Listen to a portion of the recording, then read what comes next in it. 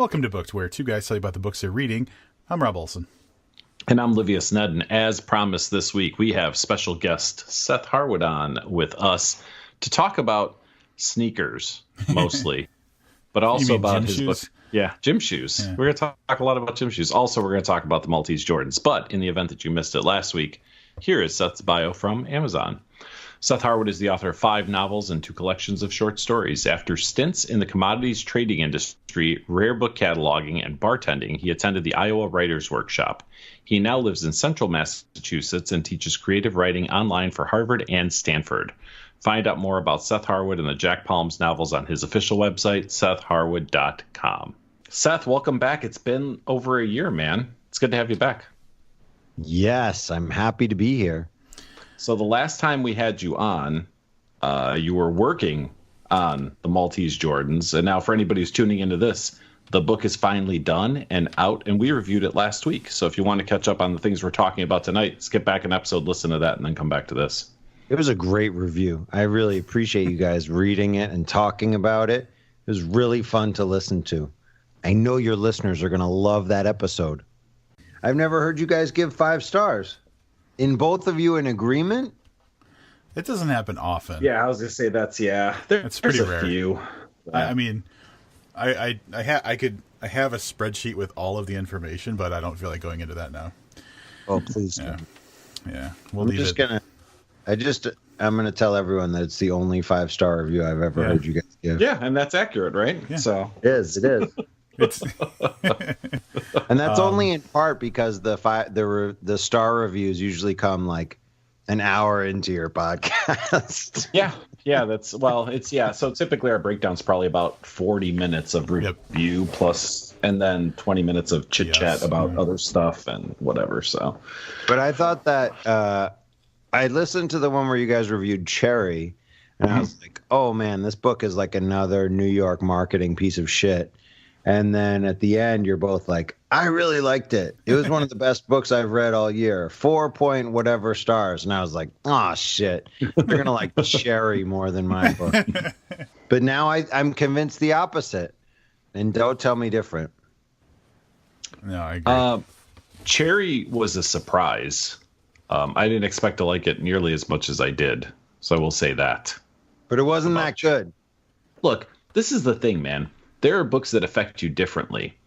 So there, in my mind, there's like the super like deep book that makes you think about things you've never thought before. And that can be really good. Then you have a book that's just fucking entertaining.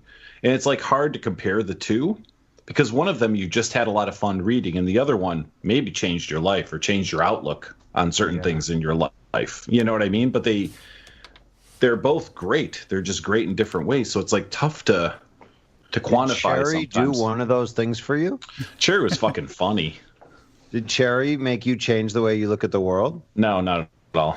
And Maltese Jordans did. Well, yeah. I now say the word sneakers, which was a word that wasn't part of my vocabulary until a year ago. And you guys say Sned. The funny thing was that we were looking up Sned when we were listening, and the only things that we could find of it online didn't have the apostrophe in it. Yeah. I was very surprised. I would have really thought. I mean, I feel the need to preserve that apostrophe, but I guess in the common vernacular, it's gotten to the point where it's just a normal word. I'm gonna be super judgy and say that you're probably one of the better spoken people that's into sneakers. Like the people in my life that I know they're into sneakers, they're usually not the top crust of intelligence. The few people that I've known, like DJ Khaled, for example, he's really into sneakers. Have you ever listened to an interview with him? A little bit, but you should also check out DJ Khaled. There's a TV show that's only on the internet from Complex that's called Quick Strike, where they have these guys Russ Bankston and DJ Clark Kent, and they talk about sneakers, and they're pretty articulate. But you know what? It's really like a class and socioeconomic thing, because if you go to like certain areas and sort of the Northampton Springfield nexus is one of them, like you will not see people in Northampton wearing any sneakers that matter at all. And if you go to Springfield and hang out like outside of the bus station or outside of the courthouse, you'll see like all the fucking awesome Jordans you could want. And so there's just like such a divide there. But there's other places like New York City or San Francisco where like everyone knows what the shit is. Like I had this one pair of Jordans and I was in line at some sort of hamburger place. And this couple behind me was a white woman and her Asian boyfriend. And they're like, oh, I like your 4s, blah, blah, blah. We were waiting in line for blah, blah. And so it's like there's different parts of the country where it's not so tied into like a certain socioeconomic level. Yeah. Plus, in San Francisco, you can wear your kicks year round. You're not like, oh, my God, I'm not going to wear my Jordans in the snow. Money's got to be the shoes. Shoes. You sure it's not the shoes? You're listening to Seth Harwood. Subscribe today at patreon.com/Seth Harwood.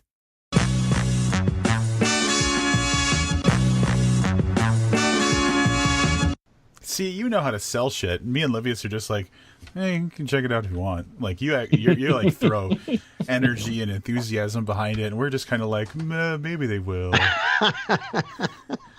So I've had my things that, yeah, I mean, so that's the thing about this book is that I have a lot of energy and enthusiasm about it. Yeah, like I really feel good about this book. It combines a lot of things that I really love, and I'm sure you guys could tell that I have a passion for some of the things that are in it.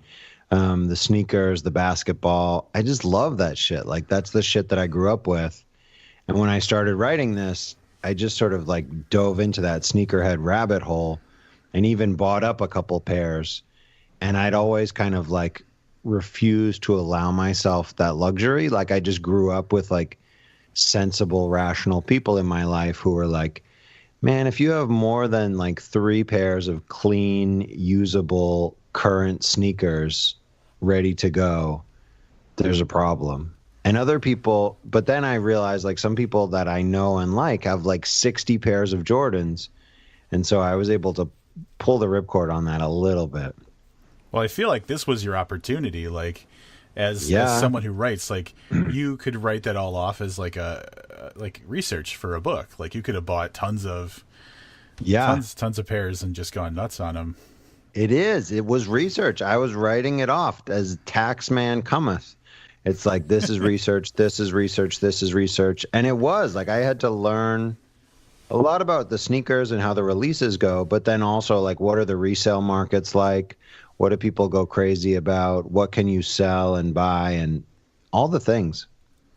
Wonder if these tax deductions will lead to an interview where we're talking to you about like a low security prison. It's likely. I think there's a good chance of that. Either that or I'll get sued by Nike and Jordan. Hey, that's good publicity right there, though. I think that could work in your favor. Well, we'll see. So let's just talk. Let's get the sneaker talk going because I know it's going to happen.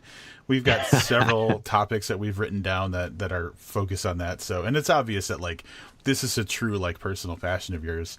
And to kick off the conversation, I want to ask you. So you told us you listened to our review of the book, and Livius shared a little bit of his history where when he was a little guy, he bought Patrick Ewings. He bought a pair of Patrick Ewings, and so those are the jam. Are they really?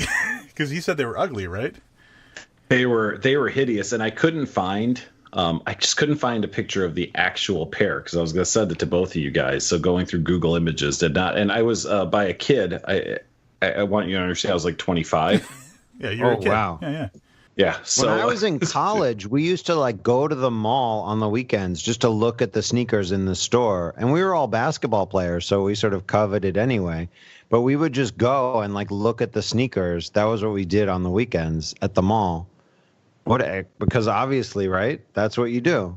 And so that was when the Jordan like 11s were starting to come out then, and I was like really into them, but I never thought that I could buy Jordans because they were so expensive and because my game just wasn't like Jordan's. I was in a lot of ways it was not like Michael Jordan's game, but I was more like a Patrick Ewing, big man down low type of guy.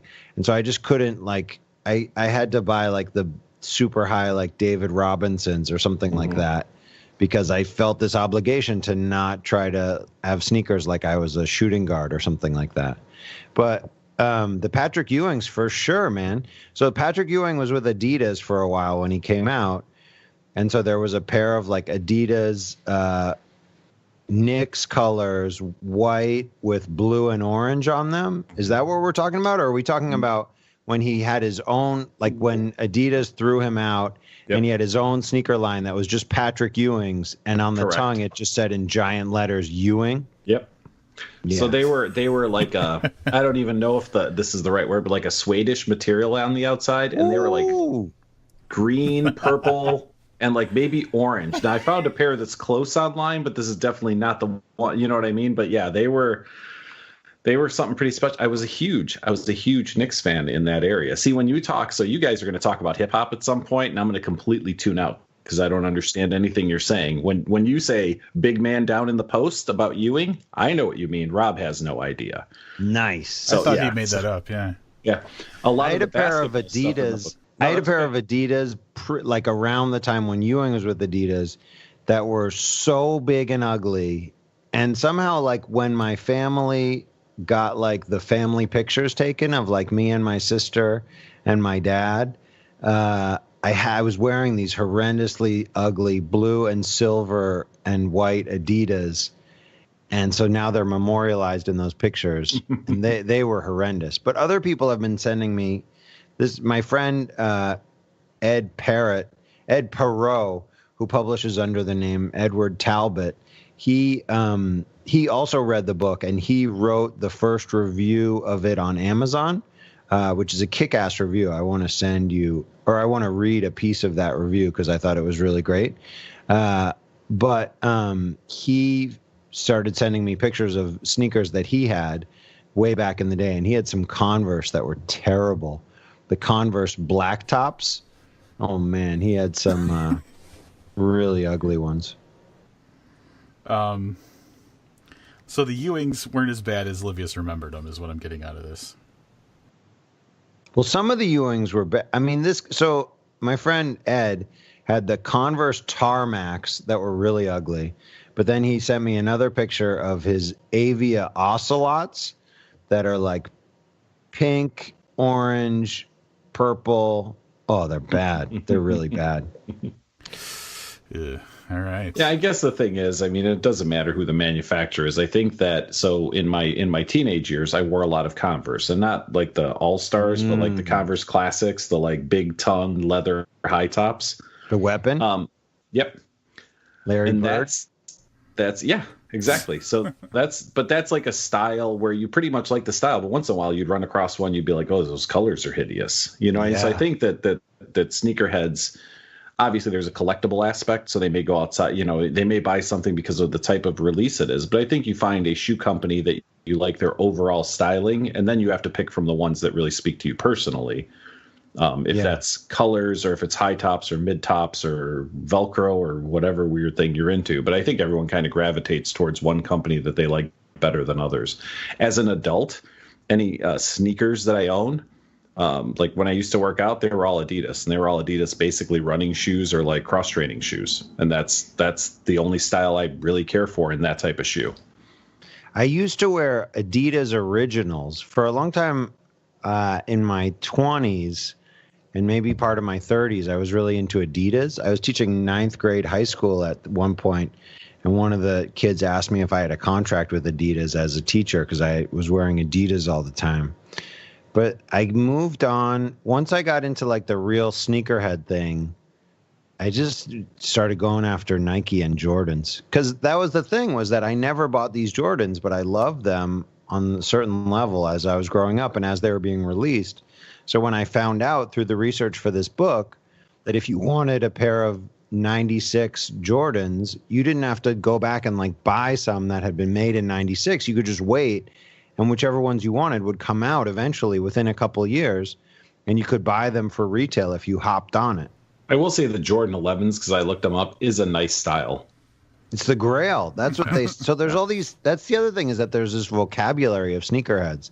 Like one of my coolest points in researching this whole thing for the book was there was a certain pair of Jordan 3s that came out, and I was living in San Francisco, and you have to go to like certain places if you want to be able to get a shoe that comes out in a size 14.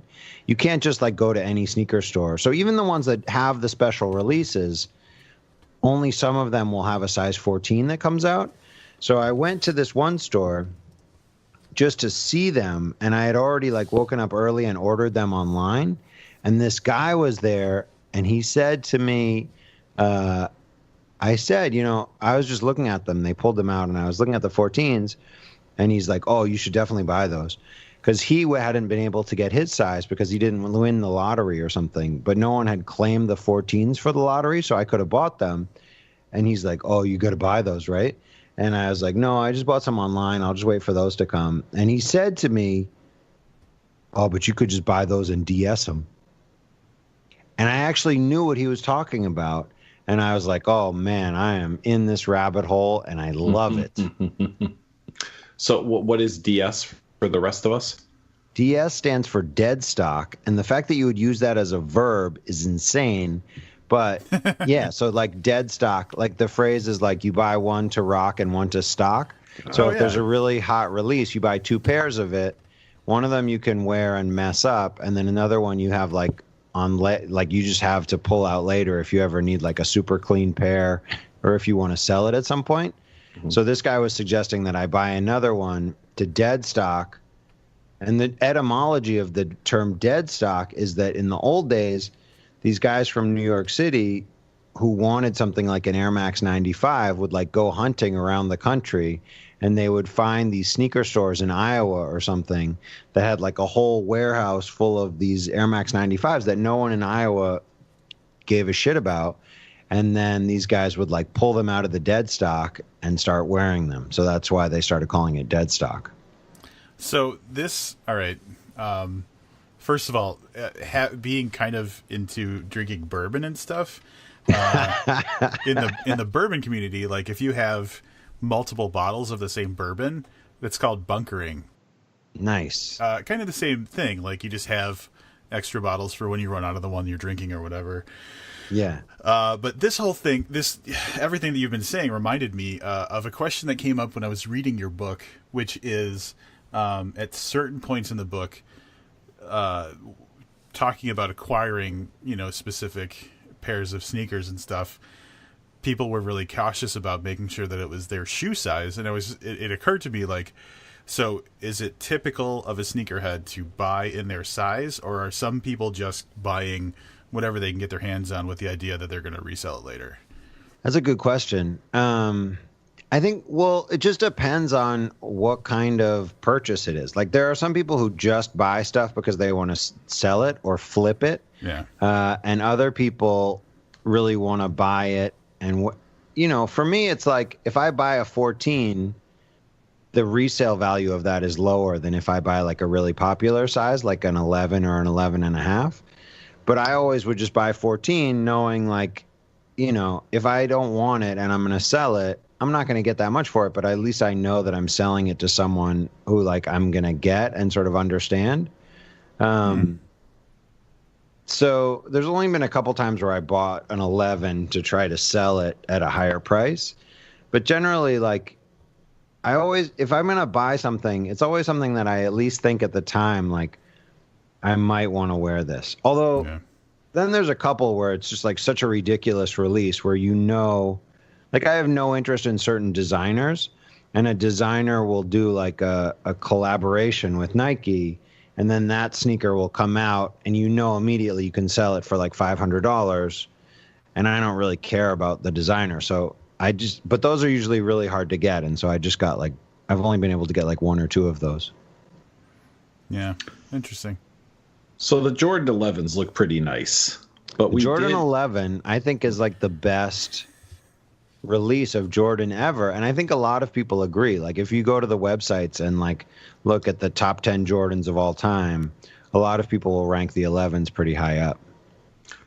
So where do the Yeezys fall in? Oh man, The Yeezys are not a Jordan sneaker at all. No, they're actually Adidas. I didn't know that until I looked. Well, them no, up. because that was actually wrong. Like Yeezy, so Yeezy is now with Adidas, but prior to that, he was with Nike. So originally, he was doing Yeezys with Nike, and the reason the Red October is so coveted, there was literally a story where this guy in New York City at a sneaker con had a pair of Yeezys that was signed by Kanye, and a guy at a conference, this was in the New York Times, a guy at a conference offered him $96,000 for him, and he didn't sell them. That's insanity. Which is mind-boggling. But basically what happened with the Red Octobers was Kanye was with Nike, and he pissed them off and broke the contract. And right when he broke the contract, they had like a run of Red Octobers that had already been manufactured, ready to go.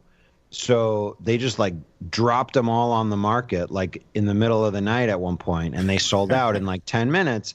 And so because this sneaker was super rare and Nike never did like a full run or a full release of them, that's why the Red Octobers became so expensive and coveted. So like at some point those were selling. I mean, you can buy those now for like $5,000 or $10,000 online. And they're horribly ugly. Are you talking about any Yeezys or the Red Octobers? I'm looking at the Red Octobers. Yeah, it's the red. ones I saw on the Adidas site. I think Rob said they kind of look like a slipper. Yeah, so they're really like low profile and stuff. No, this one is like it looks like the biggest, bulkiest high top I've ever seen. Yep. So Kanye's kind of got an aesthetic, and a lot of people don't like it, but some people really like it. And the low ones that Rob thinks looks like a bedroom slipper, the Adidas ones, people love that shit. If you watch, like, you know that show Comedians in Cars with Coffee? Yeah. If you watch the Chappelle one, he's rocking some Yeezys. Oh, I'll have to check that out. Yeah. It looks like Kanye's got a whole like a texture thing going on, because like I'm looking at these Red Octobers and it looks like there's a lot of textures. He's really a designing genius. As you could tell when he went to Trump's Oval Office and talked for a while, you could tell that he's kind of a genius. All right. The Yeezys. Well, sorry I got the Yeezy thing wrong, but and that texture. Yeah, so thing, he's Rob, currently too. now with Adidas. That texture thing, I mean, is a little bit of a trend in mesh shoes, I think, too, where like you have the breathable mesh shoes. The crazy thing about Kanye was that the reason he left Nike was because Nike wouldn't give him a profit sharing thing like royalties. And the only person who's ever had royalties on a sneaker with Nike was Jordan. And Kanye is like, I got to have a percentage. And Nike said no. So he went to Adidas, and Adidas gave him a percentage. And those Adidas Yeezys are really coveted. But I really like that from your review. I really like that Rob has a coworker who's a sneakerhead who endorsed my knowledge of sneakers. Yes. Yeah. Who's that? It's this guy Moises that I work with, and Moises. Yeah, Moises is cool. Moises is a great guy, and I don't even remember. I think I must have just told him, hey, and he likes to read too. He's a big reader, so I'm gonna get him a copy of this so he could read it. I just happened to mention because it was those shoes with the red tags we talked about before that I can't remember. Do you remember what we're the off-whites? Is that what they are? It's whatever the designer, and he puts the red tag on his shoes. Yeah, I think it's off-white. Yeah. I don't know if the tag is red, but yeah. Well, I discovered because his shoes look nothing like anything anybody else is wearing at work. So I was like, what the hell is going on with these? And he started to explain it. It was around the same time that we started talking to you about this book, and so it was good timing. And yeah, Moises knows his stuff, but he authenticated you. Yeah. Yeah, man. I've bought some pairs and done some reselling, and sometimes the reselling part is interesting just in terms of the people that you bump into and the interactions that you have around that. I'd be interested to see, because if you want to talk about hobbies that parallel this, I mentioned the bourbon, but also craft beer. There's a whole industry around craft beer with buying and flipping for profit, but then also there's the white whales stuff that came out years ago that was super limited release, and so like everybody's trying to trade up for them and stuff like that. So it would be interesting to kind of analyze like how similar are these, because I think it's just it comes down to anything that's collectible. You probably have similar like behaviors, in all those communities. Yeah, with the beers, they're like rationing them, and you have to go, and you can only get like 12 cans or something. Yep. Yeah. Oh yeah, and you live where you live now is like the epicenter of all awesome beer when it comes Treehouse? to like you're by Treehouse. Yeah, I know this guy who's like the busiest guy that I know, and somehow he has time to like drive there an hour and wait to get 12 beers, and makes his girlfriend go with him so she can get 12 too. All right, so you want to know what they call the girlfriend in this situation? The mule? She's the mule, yeah. Knew that! Oh my God. Nailed it. She's muling beers. Yeah. Can we talk about the book? Can we get back to some literature here? All right. All right. Oh my God. Let's talk about some literature. I'm pretty you guys sure. like the book. I'm pretty sure that shoes will come up again. I don't see how it's possible for them not to. But yeah, we reviewed the Maltese Jordans, and we told listeners all about it. How about you take a minute and tell them about Maltese Jordans in your own words? Oh, I love the Maltese Jordans. What if Michael Jordan played one secret pickup game in summer 1996 to pay off a debt so big it would get him banned from the NBA for life? What if that game was played on a private court in Malta, and Jordan's parting gift for the king was a jewel-encrusted pair of Jordan 11s, a pair of kicks so special and rare that they could be worth millions, if they actually exist? Follow Jack Palms on a hunt from San Francisco to Hawaii and back across the country to New York City as he tracks the only person who knows the truth about these sneakers, a felon who just skipped his bond to chase them. The mythical pair of sneakers that can only go by one name. In the vein of Elmore Leonard and Carl Hyacin, Seth Harwood presents his next novel, The Maltese Jordans. Subscribe today at patreon.com/Seth Harwood. Yeah, about to give you what you need, George. Check it out now. It's the type cerebral. The Maltese Jordans is now available on my website, SethHarwood.com, and on Amazon in print and ebook. That was one of the things that you guys were a little confused about. But the print book on Amazon has just become available, so it's now available. And on my website, there's now a thing where you can buy it using PayPal, and I'll sign a copy and send it right to you. And I'm always very happy to do that. And I also just sent you guys a link that has, or that file that has Mark Yoshimoto Nemkov talking about the sort of pitch for the book, which is, is great. This book was so much fun to write. And we talked about, in your thing, you guys talked about DJT and how he may or may not show up in the book. Yeah, we alluded to it, right? So we're gonna. You're the content creator, so we try really hard not to spoil books. You are welcome to spoil as much as you would like or not like. But I have a question that I think might start a little bit of a conversation here. So your choice on how you want to address this. But my question revolves around the end of the story, and more specifically, when did you come up with the end of that story? Was it, say, in the last 2 years? No. Or was it prior? Okay. Right. That was that's the right question. That's what I wanted to get into, because you guys sort of touched on that. So I started writing this book in 2014. And I basically completed a draft. I've completed the first draft in the summer of 2014. And that draft had the whole thing, all the stuff that happens at the end. And so when I went back and was revising it to release it last year, I tried to put in some really clear things that said, like, this is taking place in 2014. Like page 1, it says 2014. There's a reference to the Warriors that should make it really clear that it's 2014. And there were a couple other things around President Obama that came up.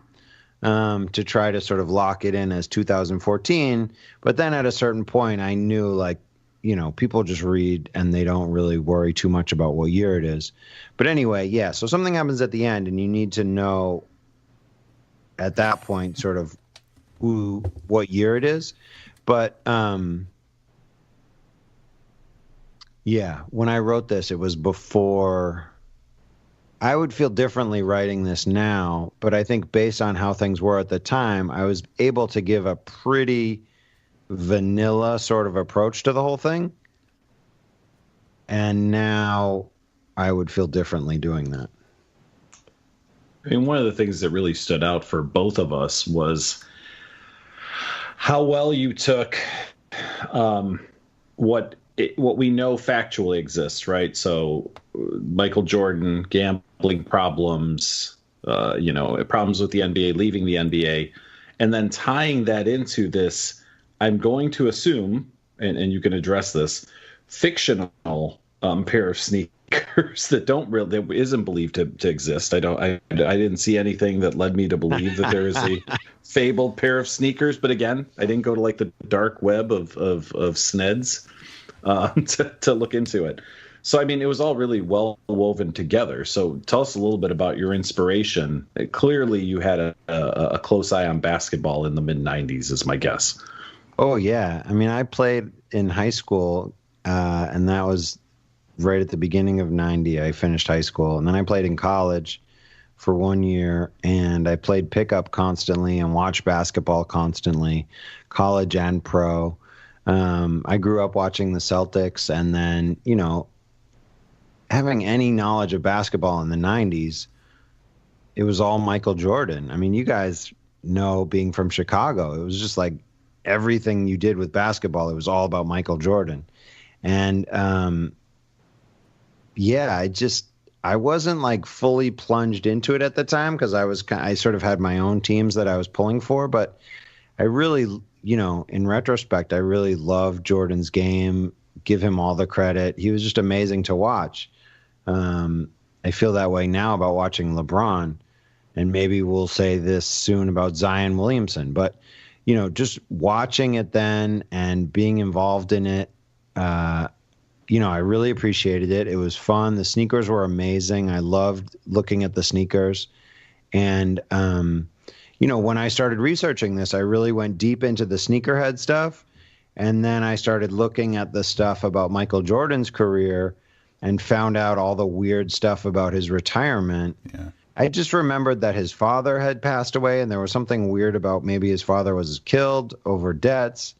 But the whole retirement thing, I just thought he wanted to play baseball. But if you dig into that a little bit, there's some really weird stuff that kind of alludes to this other thing. And then that was right when the whole Pete Rose thing went down. So I did a lot of research. The factual stuff came in and connected really well with the story that I wanted to tell, which really started being all about the sneakers.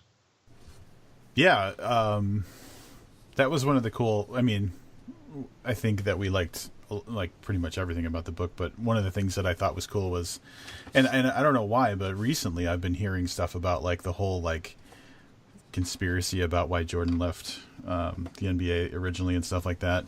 So I feel like that, even though you wrote this a few years ago, it being released now is there. It's coming back into the news for some reason. But I've seen like a couple articles here and there, and maybe it's just because people have YouTube channels and they look for things to talk about or something. But the timing of it is good. Oh because, my God! Like, yeah, I think people are exploring, and there's the whole like serialized podcast talking about like topical things and stuff, and so I see people doing themed like YouTube channels on mysteries or conspiracies and stuff like that. So that story has surfaced several times recently. So it's good timing on that. Yeah, I mean, I was doing that research. Yeah, so I left San Francisco in 2015. All the research around that I was doing prior to that. Yeah. And I just found it like randomly out there on some weird CBS Sports website as a theory, a conspiracy theory. But yeah, I mean, YouTube, it's like there's all kinds of stuff. You could go all day just watching YouTube videos of all the sneakers that some crazy sneakerheads have. And like going to this, it's like Cribs is now like these YouTube videos where they just show what sneakers they have. It's kind of amazing. So I got a lot of research watching YouTube clips and then watching clips of Jordan and people talking about Jordan. It was fun. I mean, in other writing endeavors that I had when I was younger, I would really focus on the word count and like getting my daily word count. Like I got to get, 1,000 words, 1,500 words, whatever it is. And with this project, I just kind of let it breathe more and allowed myself to just like give myself credit for that time that I spent researching. Like even if I wound up watching, so I started watching this show Quick Strike with DJ Clark Kent and Russ Bankston on the Complex website. And it's like, I don't know, it's like a show where they just talk about all the sneakers that are releasing that week. And it's entertaining. They had people come on and they would do interviews. And I just, I really just like allowed myself to go down that rabbit hole and have fun with it. And I feel like the fun really came through in the book. For sure. And for somebody, like I said, who, was familiar with the game back then, even if not with the shoes, like it all resonated it all felt very truthful. I don't know if I mentioned it last time we talked. I actually 13 years ago was in the same bar as Michael Jordan, sitting like 10 feet away from him for a couple of hours. And what occurred to me as I was reading the book, it never even occurred, like you would have looked at his shoes. I know you would have. And I look at everybody's shoes. It never even occurred to me sitting next to a guy who has the most famous shoes in the world, bar none, to see what he was wearing on his feet. Well, it was funny because when I first met Rob in Chicago, he did a podcast for Booked or for Crime Wave, and he's like, "Oh, that Seth Harwood always has nice shoes on." Oh, Do you remember that? Yeah, you did. Wow. I mean, it must be true. I don't remember saying that, though. Huh. But I never, so like I was always kind of interested in shoes. But yeah, I just like dove into this. I mean, the funny thing was I really started writing this. We had gone to Hawaii and I just wanted to write a Jack Palm short story so that I could do a tax write-off on the Hawaii trip. Yes. And I gave it to my friend Dan Pope, who's an editor. And basically the story ended, I forget where the story ended, but he saw the part where he goes to Modi's house and finds the sneaker closet. Nice. And he just read it and was like, oh man, something just came alive in this story when you got to the sneaker closet part. You got to do more with that, and you have to turn this into a novel. So basically, I just followed his advice and like blasted it out, and the ending just sort of came about naturally. Like I didn't know where the ending was going. It's like Flannery O'Connor talks about. Sometimes an ending like just sort of hits you like a bucket of water, and then as soon as you realize that that's there, you realize it couldn't have been any other way. Does that make sense? I'm doing a bad paraphrase, but it's like you don't see the ending coming, and then once it comes, it's like, oh yeah, that's exactly how it had to end. And so I felt like I discovered that in the writing process, and then I was really glad to hear you guys say that the ending really left you satisfied and worked out for you, because I sort of felt like the same kind of relief and satisfaction writing it and having it get to that ending. There was especially like, the thing where the movie gets mentioned at the end isn't really giving anything away to mention, but it's like when that happened, it just connected to some other things in the book that I thought like, oh, I didn't even realize that was really there as a thread. But now that that's come up, I see that as the way to end it. Glad that you mentioned Jack Palms, because the Maltese Jordans That's our boy. It is clearly the star, right? The shoes are the star of that book, but the vehicle is Jack Palms, and you have a history. Jack Palms is not a one-off character. No. Tell us a little bit about the journey with Jack Palms and maybe what you see in the future for him. Well, the thing with Jack Palms is that it's really been all about the podcasting. Like I wrote this first book, Jack Wakes Up, and I couldn't really get a publisher to take it, so I started podcasting it. And I really found an audience out there that I connected with. And because I was connecting with this audience, I started writing more Jack Palms books, more adventures to bring back to them. So I did This Is Life, and then I did Checkmate, and then there was some real interest in the character from Jack Wakes Up, whose name was Junius Pons. And so I wound up doing like his spin-off as a prequel for like his origin story. By the way, shout out to Nick Pizzolatto, or whatever his name is, and True Detective Season 3. Did you guys see the end of True Detective Season 3? No, I haven't seen Kind of any of it loving yet. True Detective Season 3. But anyway, at the end, there's a character who you don't know anything about for the whole thing, and it turns out in the last episode, you find out his name is Junius. And I was like, oh, shit, it's a Junius. Like, there's no other Juniuses that I know of anywhere in life or literature. And so the fact that there was this Junius character who's black, who's in the last episode of this show that I love, I was really excited about last week. So anyway, shout outs to the Juniuses of the world and Nick Pizzolatto for hitting on that.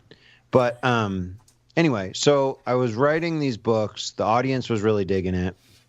I got a publisher that way, got to Random House, and then, you know, later on, I was writing these other books. I wrote a Jess Harding book with a female FBI agent as the main character.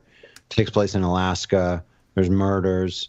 I wrote another. So then I started another book that took place in San Francisco with a female homicide detective. And I was working with a publisher, Thomas and Mercer, which is part of Amazon, and I had this draft of the Maltese Jordans, and I had this other thing that I had started about this murder mystery in San Francisco with this woman who was on homicide, and I just went to them with like so much passion and excitement for the Maltese Jordans and Jack Palms, and they really wanted the other book because the main character was a woman. They thought they could sell that better. And I just had so much passion for the Maltese Jordans, but they wanted this other book. So I went and wrote that other book, which became Everyone Pays, which maybe someday I'll get the rights back to and I'll be able to rename it Love of a Preacher Man, which was the title that I originally wanted. Anyway, so I had to shelve the Maltese Jordans for several years to work on and then publish that book. And then after that book came out, I just realized, like, I'm going to do the Maltese Jordans. And so I did some revisions on it and really sort of bulked it up. And, you know, I think it's much better writing now, but essentially the narrative arc of it is the same as what I had in like 2014, 2015. And Jack Palms is in them all. And I love the guy. Yeah, it's one of those situations where, I mean, we regret missing the opportunity to read books all the time because we, you know, have obligated ourselves to other ones. But like this, you're just like reading your novels is just one in a long string of things of us being like, why didn't we do this sooner? Because we said it in the review, but I'll just repeat it here. The story was so satisfying and entertaining, and even the pace was good the whole time. There's very few objections, you know, that I could even think of to have about the story. It was just, yeah, overall it was great. I could tell that, like, it makes sense that you love it because it's great. I love it. I mean, so, you know, I've published, this is my 7th novel, and I have another book that's a novella that I wrote in Kurt Vonnegut world, which was kind of weird, but I love that one because it was kind of about my daughter and about the process of writing. And the other one that I love is Young Junius because it takes place in 1987 in Cambridge, where I grew up. And it's like, oh, the mean streets of Cambridge. But, you know, that one was really fun to write.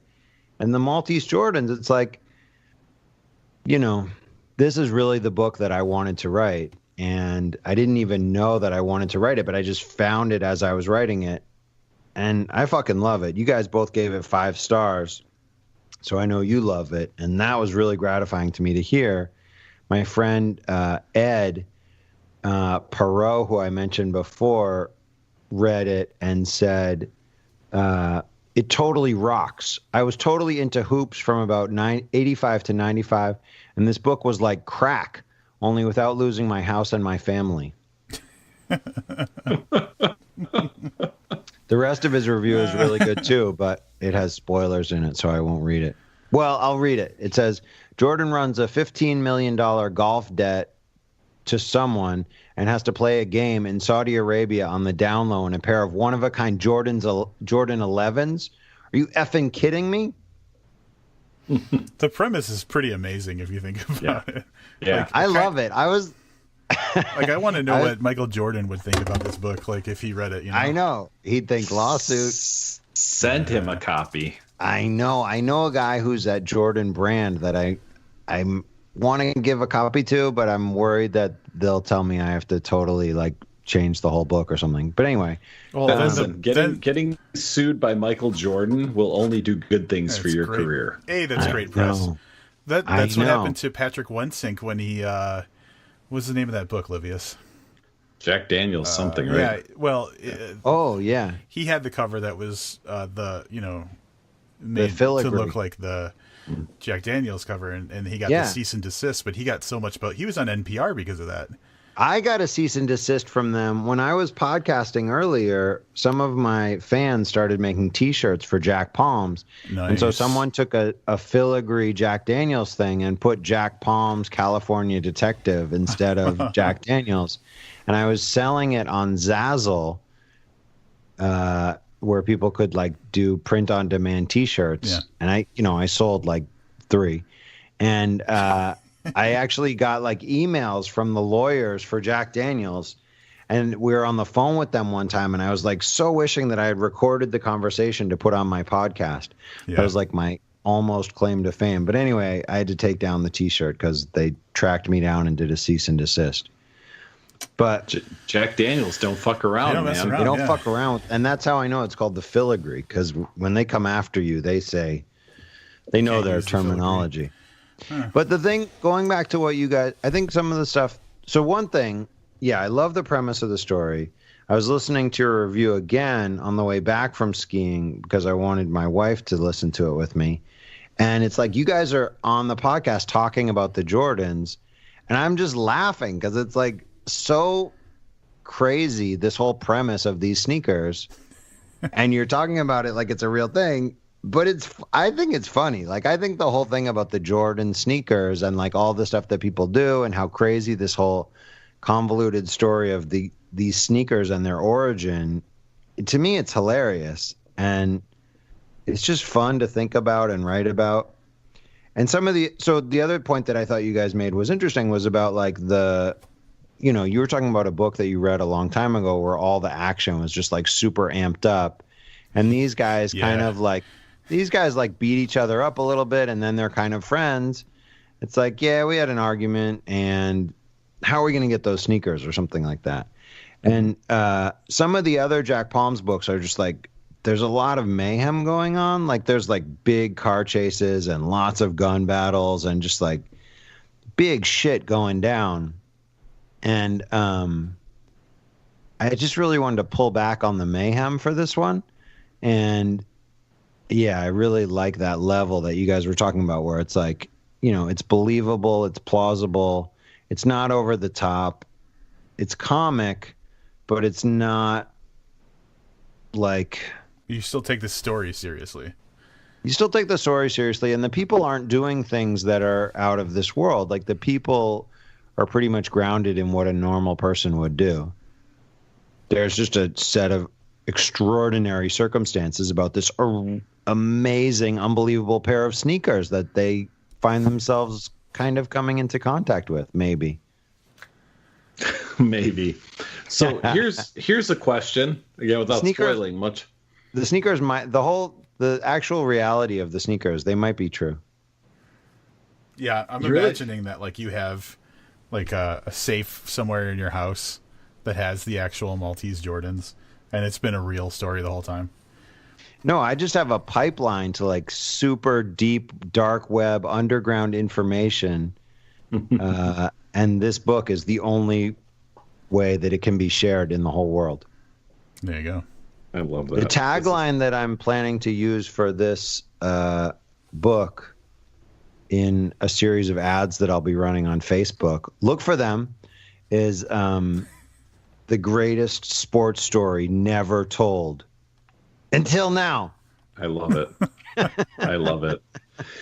Yeah, I mean, essentially, from what Seth just said, Rob, this is like the Da Vinci Code to finding a pair of these sneakers somewhere. Like, there's probably hidden clues. If you went back through and reread it 4 or 5 times, you might start to be able to draw like a diagram of some sort to figure out where these Maltese Jordans are. It all connects somehow. Yeah.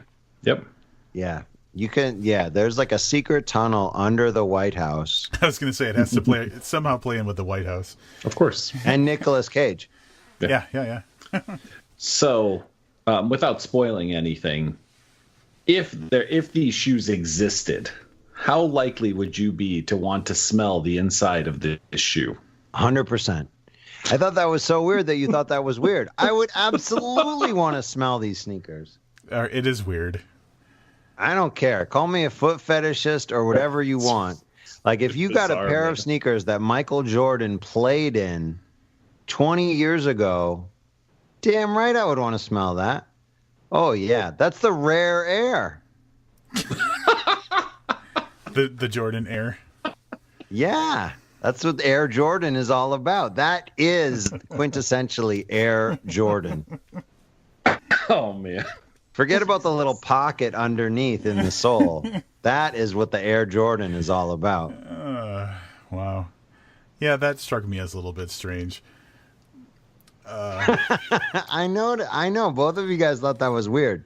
I don't know. Maybe you just aren't that into basketball. We're obviously, I don't understand authentication of rare sneakers. Yeah, I mean, the guy does the authentication at the end, but I think Jack and those guys, they just got to get one whiff of that. Smells like the ocean. Smells like money. All right, transitioning a little bit away from the book, and you talked about this briefly a little bit, like your interaction with your audience, right? So listeners that became readers when the books came out, and then you're back on Patreon. Tell us a little bit about your experience with Patreon.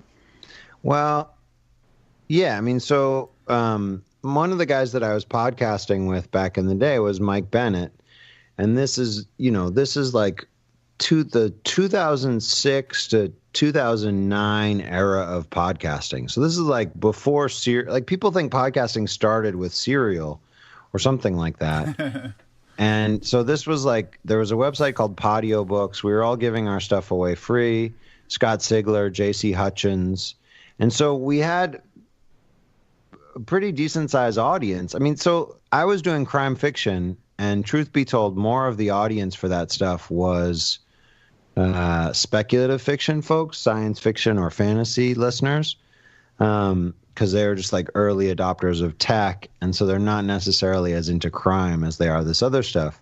But I had a good size audience that way, and I was giving away all my podcasts for free. I was giving away the audiobooks free, serialized, and it was kind of a really good promotional platform to get people to listen and hear me talking about what was going on.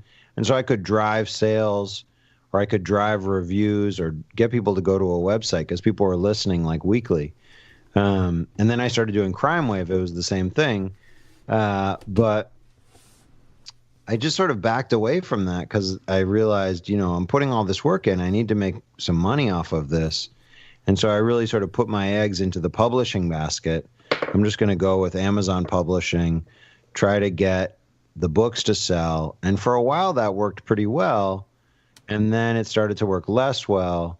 And so I realized that Mike Bennett had gone to Patreon, and he was doing pretty well with it. He's got a ton of listeners, and he was able to really transition a lot of his podcast audience over to Patreon. But I had a pretty big gap of like 5 years of not podcasting at all. So when I went back to try to like grab all those old fans and like transition them to Patreon, I wasn't able to grab a ton of them. I have a good size audience over there, but as Rob mentioned, I'm doing a lot of different things on Patreon now. I'm doing like these office hours where I talk about the craft of fiction. I do videos around that. I'm re-releasing some of the old audio from other books, and I've been releasing the Maltese Jordans. At this point, people are able to come on and basically get the whole audiobook of the Maltese Jordans for $3 a month or $5 a month.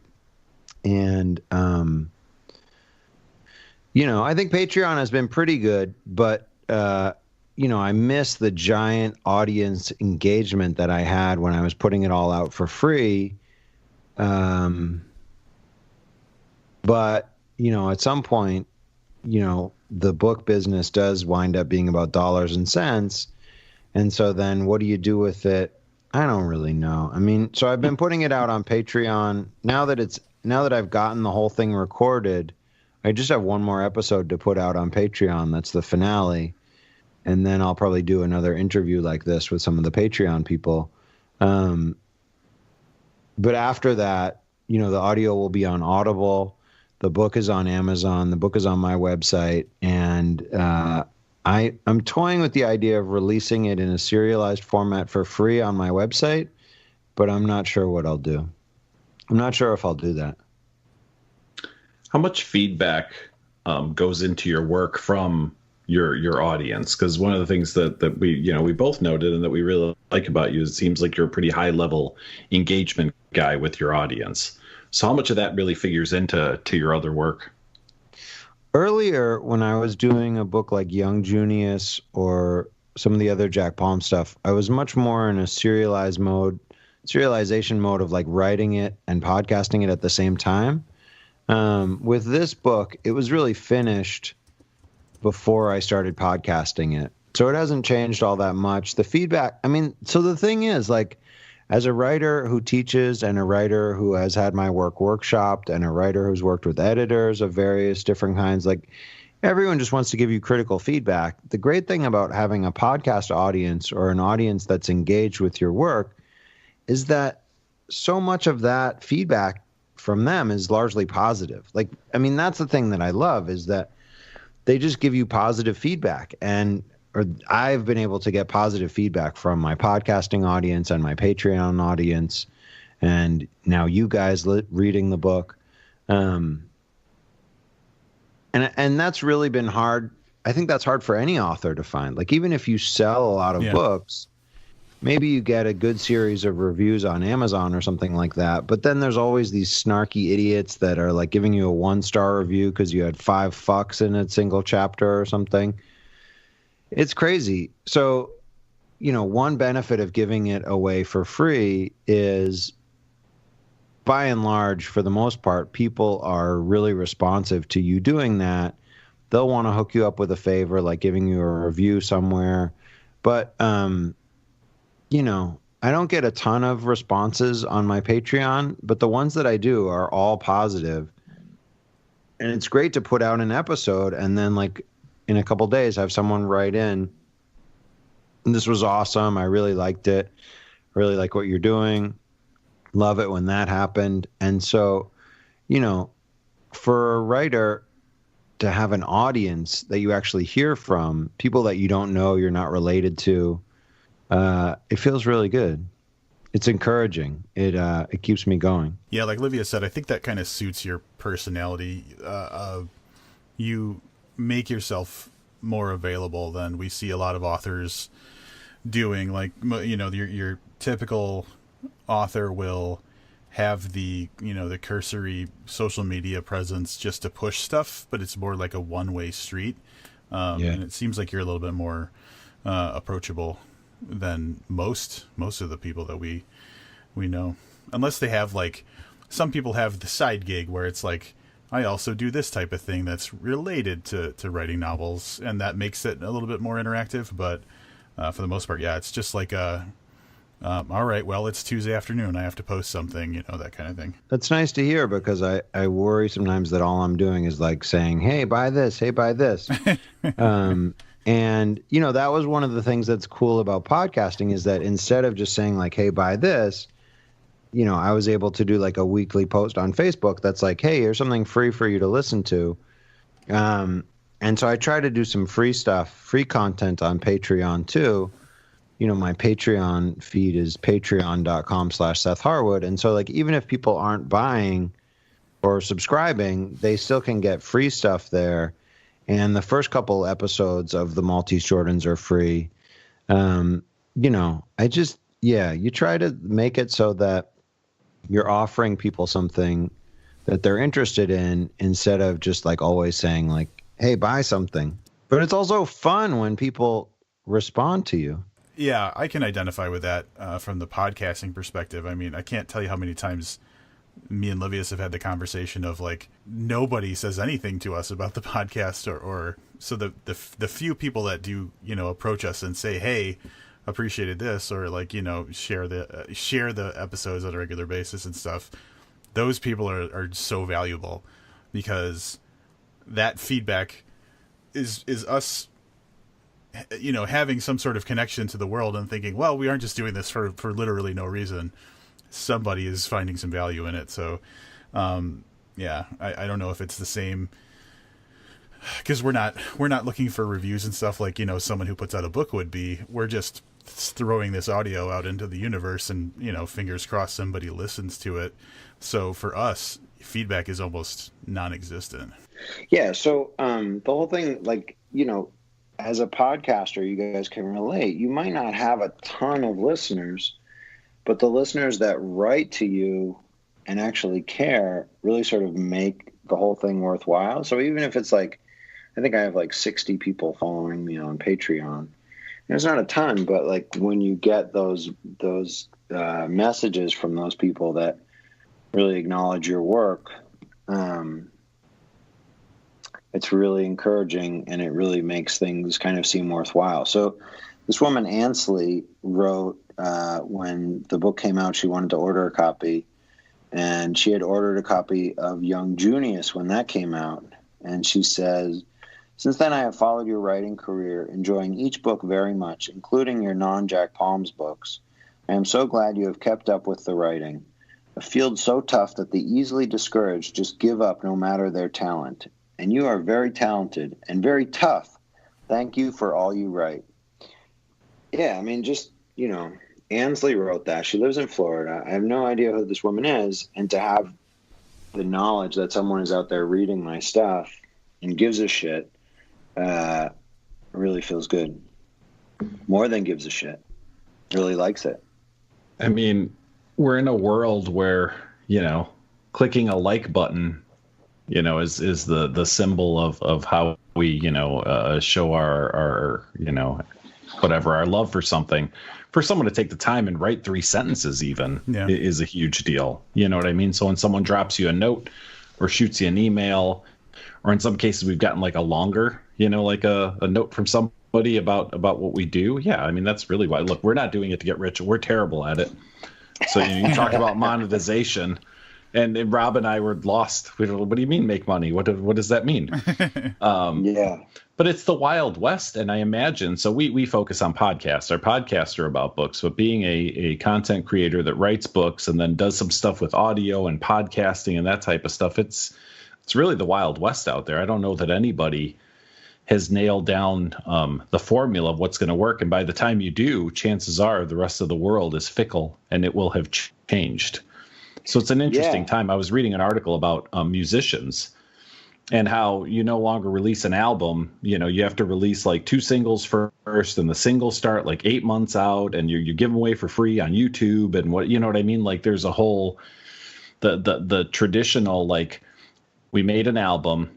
There's, we release it out to a couple of radio stations a few weeks before, like the single, and then we sell an album is no longer how music works. And books are changing, and hopefully you're on the right path, because I think it's going to be some kind of mixture between digital content, if that's audiobooks or whatever, and traditional books is going to be what comes out of this. So it'll be interesting to see over the next few years for sure. Yeah, I mean, I was really happy to see what happened with Rob Hart and how his whole thing worked out so well with the warehouse.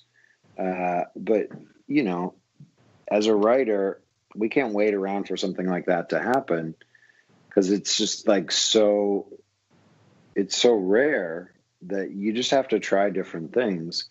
But at the end of the day, too, it's like just knowing that I feel really good about this book and that I really love it.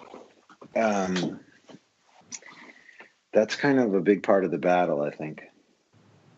Or that's a big part of the reward. So, talking about trying different things, this may not be exactly what we were talking about, but something that I noticed is with the release of Maltese Jordans, you are releasing the other Jack Palms books with themed covers. Is that correct? Yeah, so I got the rights back to all the Jack Palms content. And when I re-release those, you have to re-release them with new covers. So I got a new cover artist. I did a bunch of stuff, and I'm re-releasing all of those under my own shelter or shingle. Yeah, it's Crime Wave, right? You took the Crime Wave name. Exactly. Yeah, and so I'm doing that with this book as well. And I'm just happy to have it out there. So really, everybody should just get a whole set of the Jack Palms books. Is what I'm hearing. Order signed copies from SethHarwood.com. Exactly. Yeah, there's even a thing on there that says email me. So basically, I didn't set up like a whole huge PayPal shopping cart thing, but if you go on there and you want the different books, I just have a link that says email me. I'll give you a price. I'll send you the books. And the whole set, it's a beautiful set. All the covers match and have certain aesthetic similarities. It's excellent. So before we wrap it up, is there anything that you want to plug or promote that we haven't talked about already? My power came back. I want to plug or promote the fine folks of Eversource, Massachusetts, for getting the lights back on in my house. Maybe the internet will even start working again. I really want to promote the Maltese Jordans. I would love for you guys to take your little cursors over to Amazon and write 5-star reviews and post them there. I would love for your listeners to pick up a copy on Amazon. If you're international or in the U.S., the URL, you can just go to getbook.at/the Maltese Jordans, and it will take you to whatever Amazon you use, and it will take you right to the book, which is funky, and somehow I managed to figure that out on the internet. And you can also just go to SethHarwood.com and buy a signed copy there or a signed series of the whole set. Or you can go to my Patreon page and get audio there, listen to my craft lessons, all that good stuff. I know you're a patron, Rob, so thank you. And I'm sure Livius won't be far behind. Silence is him going over to Patreon.com right now to take care That's of right. that. Yep. The silence is him waiting for me to stop guilting him. Seth, thanks so much for coming on and talking to us again. It's always great to talk to you, and thanks for such an entertaining book. Man, I was just really happy to hear your review. It was really fun to listen. I really appreciate you guys taking the time to read it, talk about it, all that good stuff. And thanks a lot. Always great to have Seth on. I say always. I think it's only our second time, but I can almost guarantee you not the last time, despite the fact that we had some technical issues going on there. Yeah, if you notice that at some point very close to the end, Seth seems a little distracted and maybe has a different audio quality, it's because in the middle of me talking, his power went out at his house. And so we lost him for a few minutes, and then he gets back on from his phone. And so when we started to pick up again, it was right after he literally said the words, let me just light a candle and then we can continue. So he might have seemed a little bit thrown off. It's because the state of Massachusetts had gone dark. People probably don't think about how volatile our communication system is, but just think about this. So we recently, just a few months ago, had a power outage in the middle of one of our episodes. It was just me and you. Seth suffered a power outage. We once had a fire alarm back in year one. Where you thought you were gonna have to evacuate your building. I mean, we've run into some, and we only do this for like an hour a week, right? Hour and a half a week, and just think of how many times, other than the fact that Skype is kind of bullshit as far as software goes, but how many times we've had some kind of interruption, technical difficulty. It happens more often than people think. Yeah, it's really strange. And I wonder if like it would be a different story if we all sat in the same room. Maybe that would eliminate some of the complications, but depends on where the power outage is. If we were all at Seth's house, we'd be sitting around by candlelight all talking into an iPhone right now. Yeah, not ideal. But anyway, you are correct. It's always awesome to have Seth on.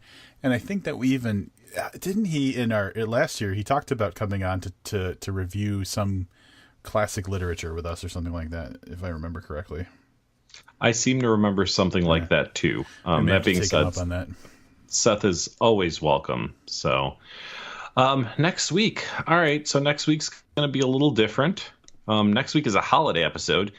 You may be asking yourself, what holiday could this possibly be? Rob, what holiday are we doing? I'm confused because I think we actually had two options. If you think about we're dropping close to second week of March, and that's the Ides of March. The motherfucking Ides of March. Yeah. We've never done the Ides of March before.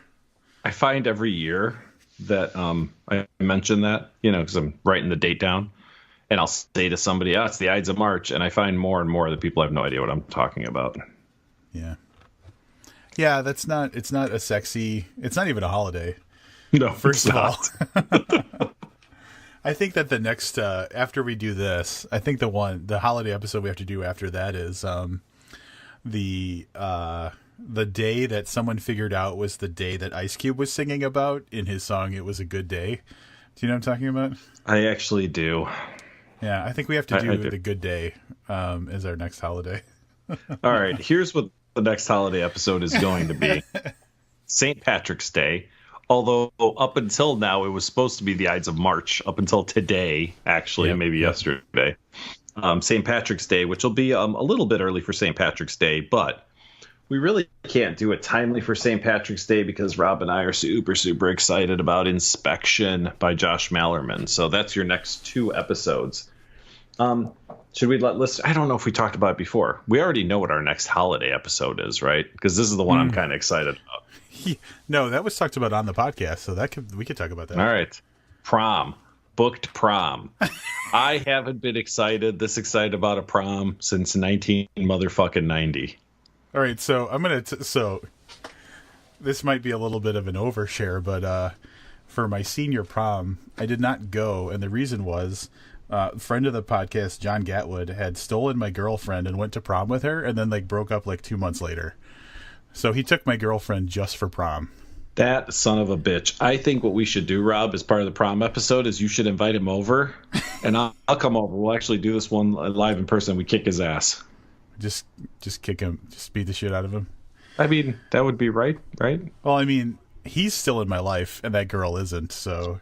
Well, all right. At a minimum, I think what's going to happen is John does tend to tune in for the booked lives, the holiday episodes, right? Yeah.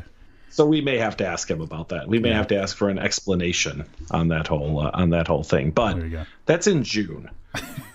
So as it stands right now, St. Patrick's Day, Inspection by Josh Mallerman, and then who knows after that? But probably another book is my guess. We already know. Hopefully, because we're creeping up on our anniversary, so we're probably gonna have an episode dedicated to that. So we'll at least have to try to get one or two more books in before that.